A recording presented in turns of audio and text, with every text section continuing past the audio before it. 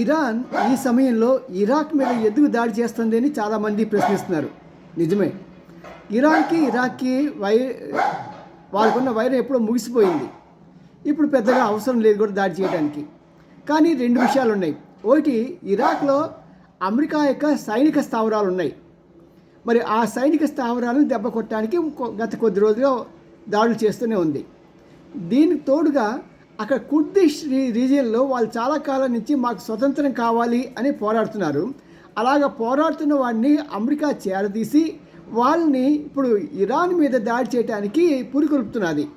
వాళ్ళందరినీ తీసుకొచ్చి ఇలాగ ఎక్కడెక్కడైతే కొంతమంది వ్యతిరేకంగా ఉంటారో ఆ దేశంతో వాళ్ళందరినీ తీసుకొచ్చి సుమారు 1,00,000 మందితో ఇరాన్ను ముట్టడించాలని అమెరికా యొక్క ప్రయత్నం.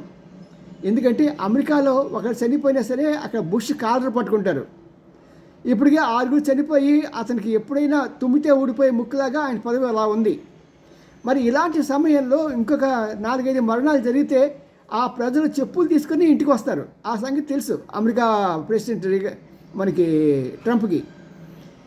సో వీళ్ళ ప్రజలను చంపే బదులు బయట ఎవరో దేశస్తులు తీసుకొచ్చి వాళ్ళు పోయినా పర్వాలేదులే అనే ధీమాతో ఇతను చేస్తున్నాడు. మరి అందుకోసమే ఇరాన్ ఏం చేస్తున్నదంటే ఆ కుర్దిష్ రీజియన్లో దాడి చేయటమే కాకుండా ఆ క్యాపిటల్లో బాగ్దాద్లో కూడా వీళ్ళు దాడి చేస్తున్నారు. ఎందుకంటే చెప్తున్నది, మీరు కనుక మీ దేశం నుంచి ఉర్దూల్ని పంపించారంటే ఇంకా దాడులు అధికం చేస్తామని ఈ వార్నింగ్తో వాళ్ళు అక్కడ ఉన్న ప్రజలని అణిచివేసి మీరు వెళ్ళటానికి వీలు లేదు అని చెప్తారని ఇరాన్ యొక్క భావన. సరే చూద్దాం మరి రాబోయే రోజులు ఎలా అవుతుందో ఏమవుతుందో. క్షణానికి మారిపోతున్నాయి రాజకీయాలు, దాడులు, ప్రతి దాడులు. ఇరాన్ సంగతి అంతా అయిపోయింది అనుకున్న సమయంలో ఇరాన్ మళ్ళీ తిరిగి విస్తృతంగా దాడులు చేస్తున్నది.